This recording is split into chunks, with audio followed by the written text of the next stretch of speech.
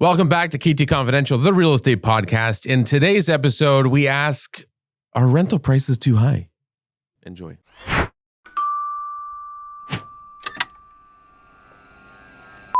So do you want to start off by telling our audience, mainly those who are watching, opposed to those who are just listening to the podcast, those who are listening, it won't really affect you whatsoever from a visual perspective, but we are relocating. What do you mean we're not putting pictures up? That's what I mean. People who are only listening, this news doesn't really affect you a whole lot. Although maybe the quality of the recording may improve. I don't know. Oh, you mean going forward? Correct. I had no idea what the fuck you were talking about. Yeah. You wanted to announce our big news. Yeah, well, that's what we've been busy at working on this month is the transfer to the new KT studio, the new KT facility. So our current, what we call our KT studio, which is in effect our office. For the past 7 years. 7 years we've been here. 75 Main Street has served us well. We have approximately 500 square feet. 538 to be exact.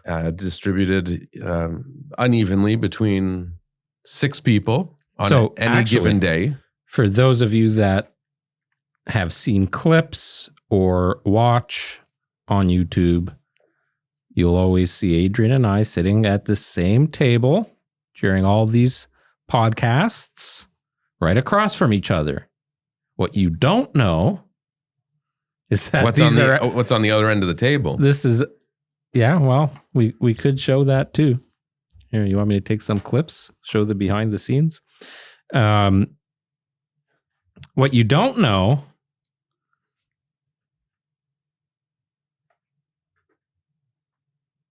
There we go. What you don't know is that this is actually our desk, our office. Yeah, we are here. We literally don't move. Robbie brings all the lights, slaps a microphone down in front of us, and tells us to go. And sometimes I talk apparently before I'm supposed to. And then when we're done, he takes it all away and we pull out our laptops and just continue to work. That's right. So the way you see us now is the way we are. And I've had to sit across from him for the last 7 years trying to work in this environment. I'm very happy we're finally getting our own offices. The podcast is going to have its own studio. I'm excited. We're mixing it up a little bit. I'm not going to say anything about it now, but stay tuned and you'll see what we do with this. But it's very exciting. A designated room, and we're excited about the new setup.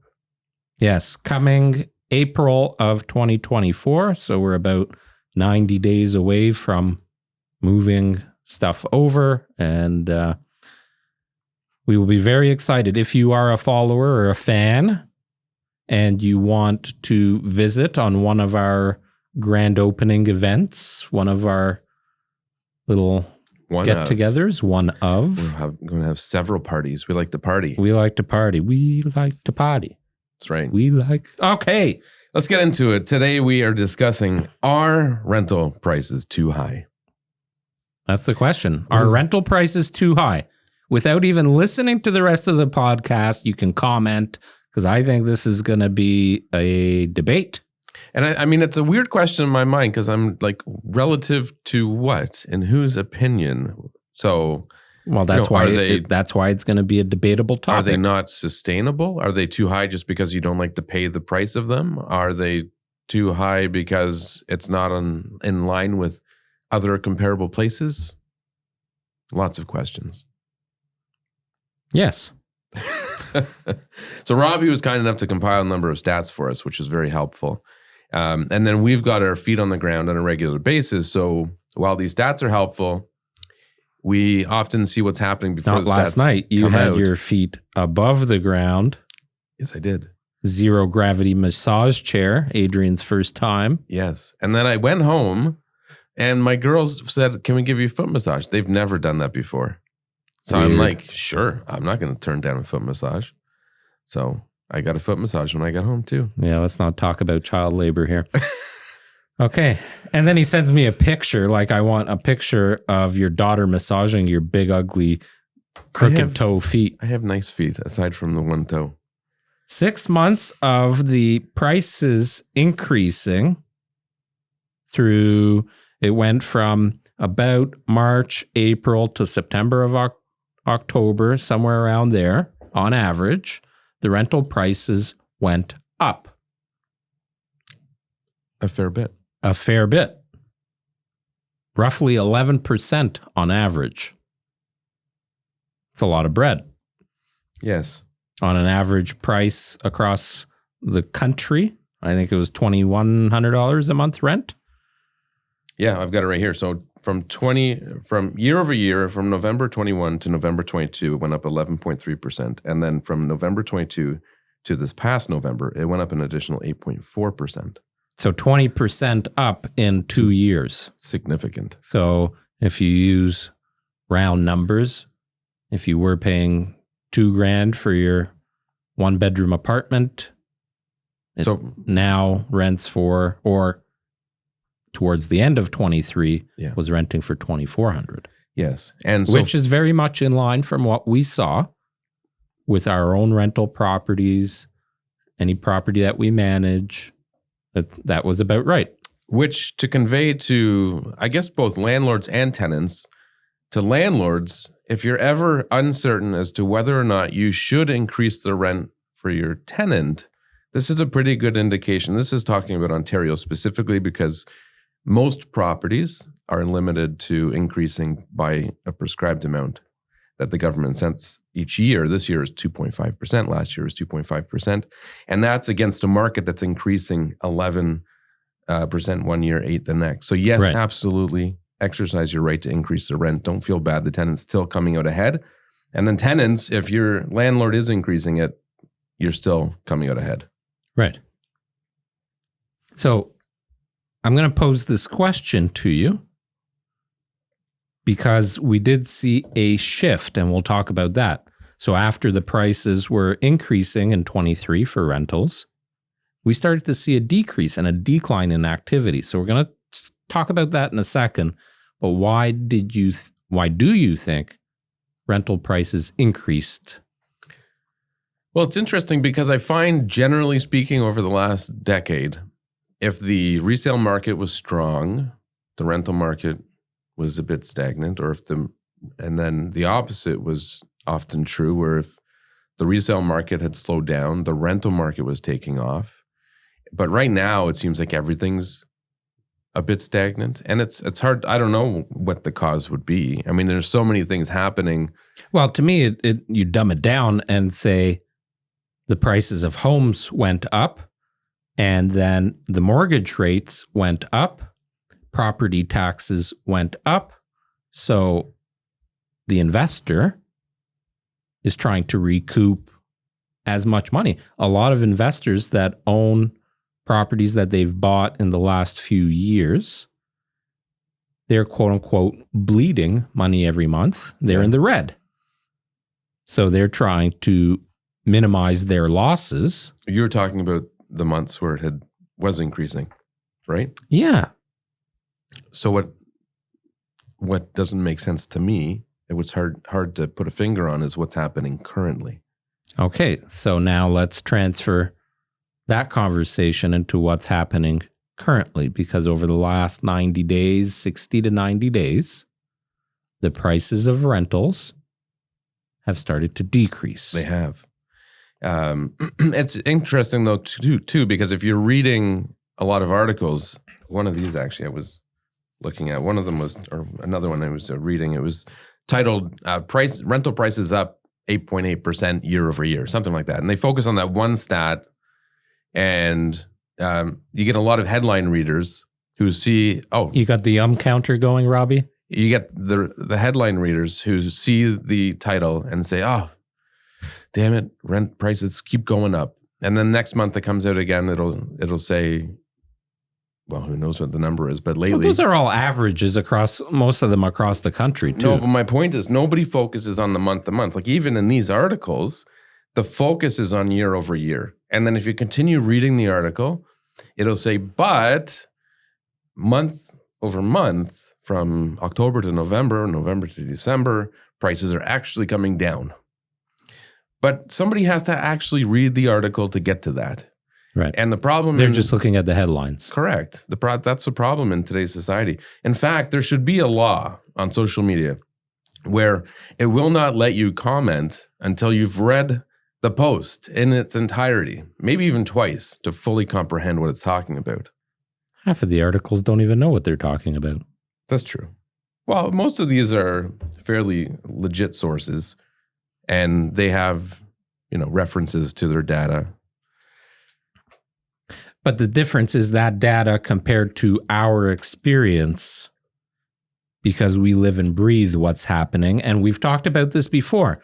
What is actually getting published, certainly with the data, is already 3-4 weeks behind. It is.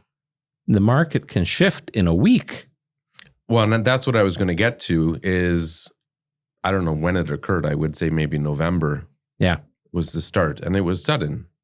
Like rentals last year we had a lot of rental listings, and we were bombarded. Like when we had a rental listing, we were getting phone calls all day. Yeah. Right. And often, in many cases, we would just stop answering our phone because a lot of real estate agents asking stupid questions.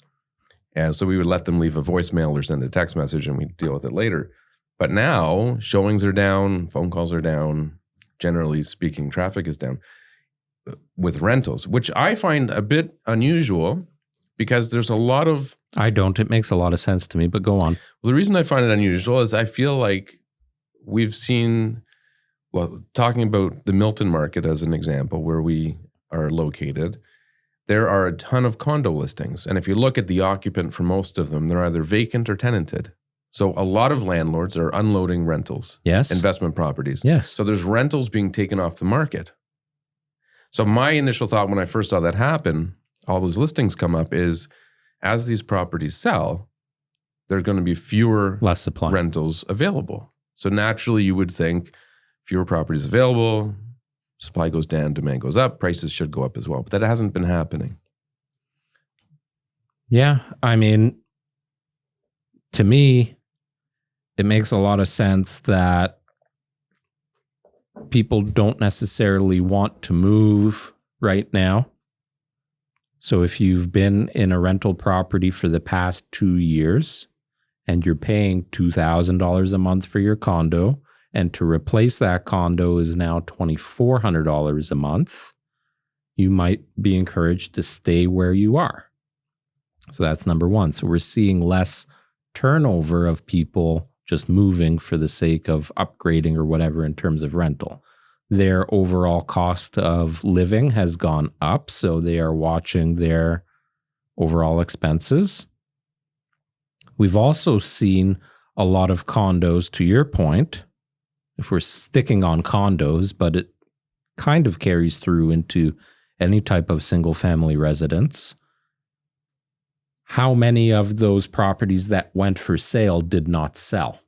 Right. So as an example, you had a recent condo listing, which quite frankly, it was overpriced for quite some time. We knew that. We've decided to take it off the market and look at it later in the year. Yeah. And it's currently tenanted, so there's income being generated. If it wasn't tenanted, so as an example, we had a condo that we sold after 100 days or so, the one on Maple Avenue, and the tenant vacated before we put it up for sale. So that property was vacant when we had it on the market. Had it not sold, we would have been back on as a rental property. And if that happened, we'd be looking for a quicker occupancy, so would have been more aggressive a little bit on the rent prices. Because we know how the market is. Exactly. But if there was a large pool of tenants out there, you wouldn't. So my question would be, what is causing the decrease in tenants? Okay, so let's talk about properties? that. So what is causing the decrease in tenants searching for a new home?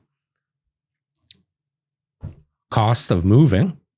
Well, but where are they living? I mean, it would be interesting to see the cycle of all of this, where people are coming from, what their current living arrangements are. Maybe we have more people that are moving in together, right? If you have people doubling up, you need half the inventory. Yeah, it's a good point. But there's also a lot of immigration.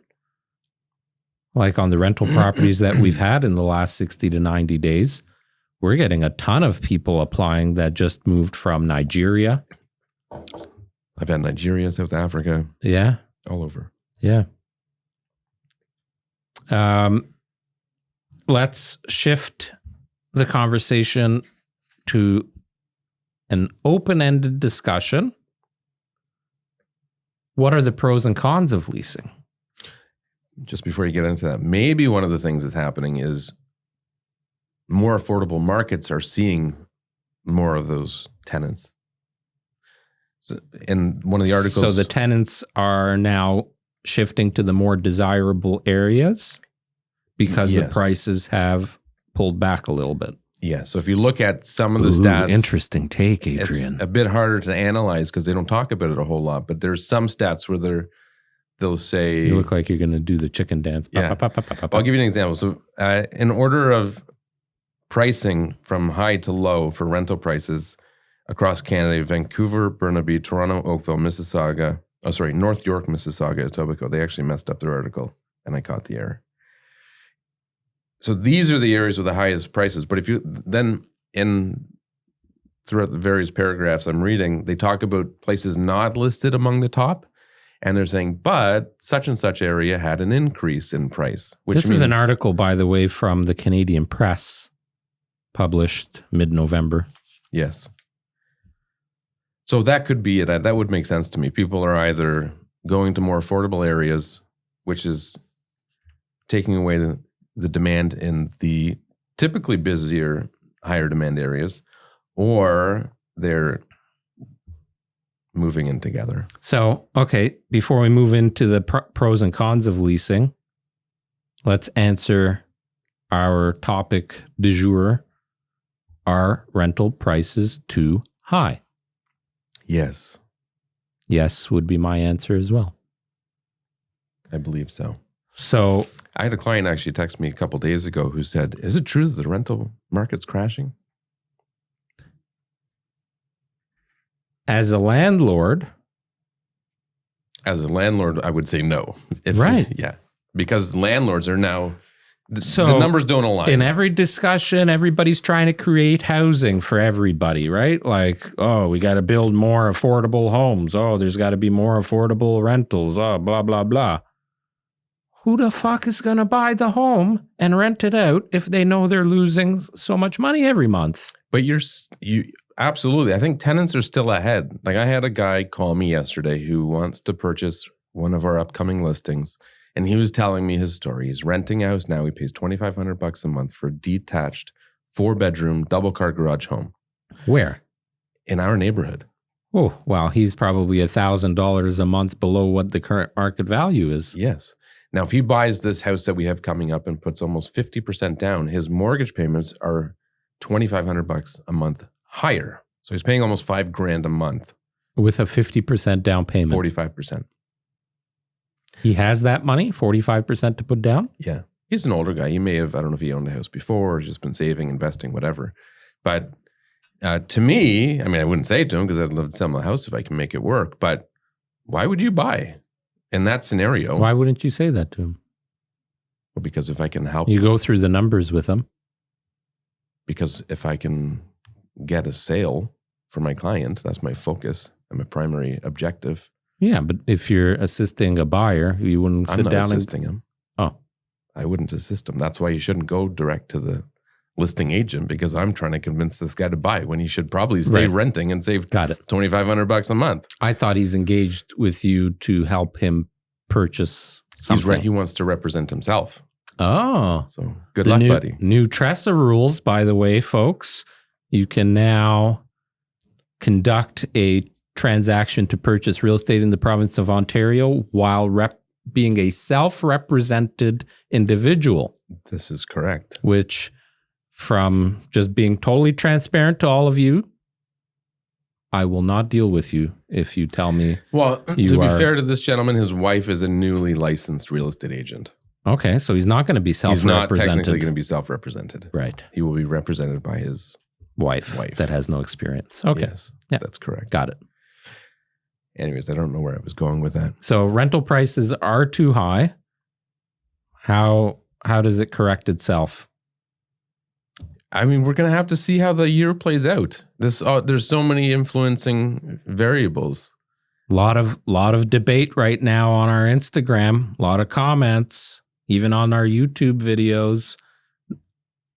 People are saying, "Did you see the spread of people?" Some people are just extremely optimistic. So if you haven't seen, we posted a reel on our Insta where we were talking about the projection of sale prices in 2024. How much the price will vary in 12 months. And so to keep it simple, we said from December 23 to December 24, how much will a home that's worth $1 million in 23 December be worth a year later? Right. And the variance of comments blew my mind. Do you know the low to the high offhand? Minus 5%. Okay. So $950,000 up to 50% increase, $1.5 million. Wow. That's somebody who's bought the guy said, $1 million home now will be worth 1.5 the end of the year in Brampton, guaranteed or something like that. You know who that is? That's somebody that bought a pre-construction home that closes in December and needs his home to be worth 1.5. Right. Yeah. Yeah. Okay, so let's just quickly chat because those listening to this are either a tenant or prospective tenant, potentially. Pros and cons to leasing, just real quick. Right now, the pros are it's a significantly lower cost of living versus buying. Yep. From your fixed monthly expenses to the uncertainty of repairs, which add up quickly in many houses. You don't need a significant down payment. That's huge. Because even on the average price of homes right now, if you're only putting 5% down and paying your mortgage insurance cost on top of that in your mortgage, 5% on 1.2 million is 60 grand. So you need 60 grand. On a rental, you just need a first and last month payment. So your upfront costs are less. You don't have to worry about ongoing maintenance, upkeep, and repairs in terms of windows, and if there's an air conditioning problem, whatever, the unexpected expenses are usually absorbed by the landlord. What are the cons to leasing? Well, the cons used to be, people would say, "Oh, you're leasing, you're just paying your landlord's mortgage." Right. You're paying your landlord's interest, maybe. Right. Not the mortgage principal. Correct. So so I was going to put a flip on that. The cons to leasing would be the pros to buying, I suppose. And I think those are few, but they're for a select few people. So people that can afford it. Like I have a client right now that would like to buy several houses and he can afford it. So from the perspective of the rental income doesn't really offset the purchase price at the moment. But we're at a point now where I think we've all more or less agreed that, except for the minus comments, 5%.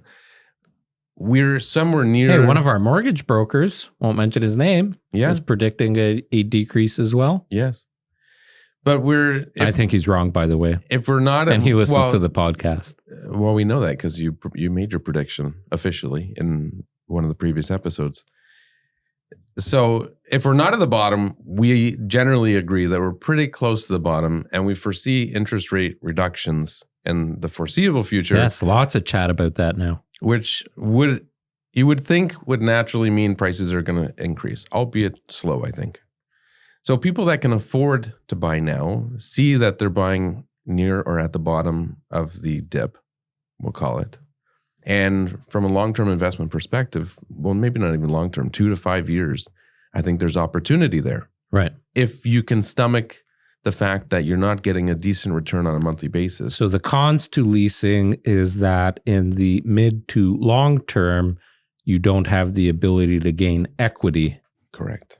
if your crystal ball is right, and right now you're buying on the low, you're expecting that the value of the property will go up over the coming years, and there's no easier way to build financial equity than obtaining equity from the sale of real estate.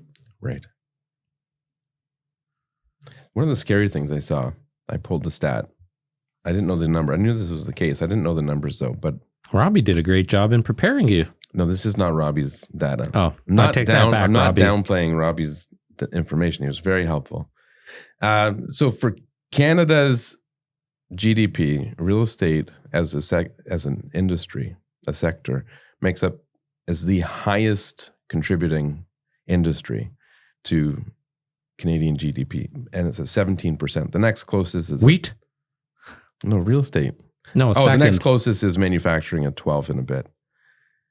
And if you compare that to any other country, Did you hear about there being a pasta shortage because of the Canadian wheat production?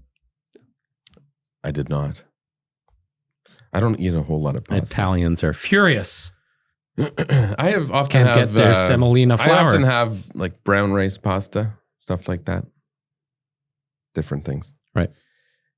Anyways, so I thought that was a scary stat that Yep. the country is so dependent on real estate, which I don't think. That doesn't surprise me. Canadian real estate as a whole, and again, going back to the comments on our Instagram posts lately, people talking about, oh, it's seen worldwide that Canadian real estate is so overpriced and overinflated and blah, blah, blah.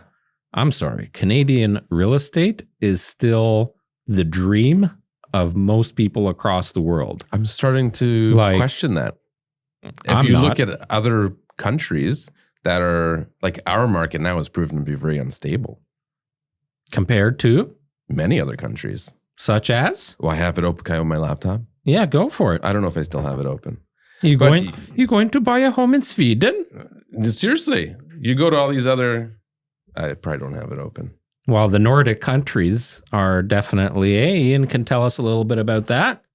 They'll take 30 to 40% of your income. They'll Yeah, take 30, 40 to 40%. Well, they already of your do here. income. They take 50% and over 50% in some Well, cases. of you, Mr. Moneybucks. No, not me. I don't have it open anymore. There's a long list of better countries to be buying real estate Are in. you saying we should be selling real estate in other countries? Well, a friend of mine bought a house. This is going Okay, back. now let's talk North America. Fuck your friend. So, Canada, US, Mexico, the North American dream. Okay? Where would you prefer to buy real estate? Where do you think the real estate would be most stable? Where would you? I've never seen more people flocking to the U.S. in my life. Yeah, okay.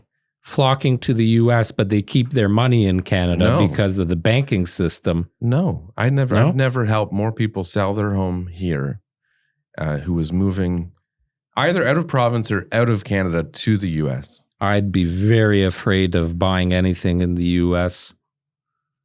I've owned properties in the US, and I'm telling you, you talk about instability.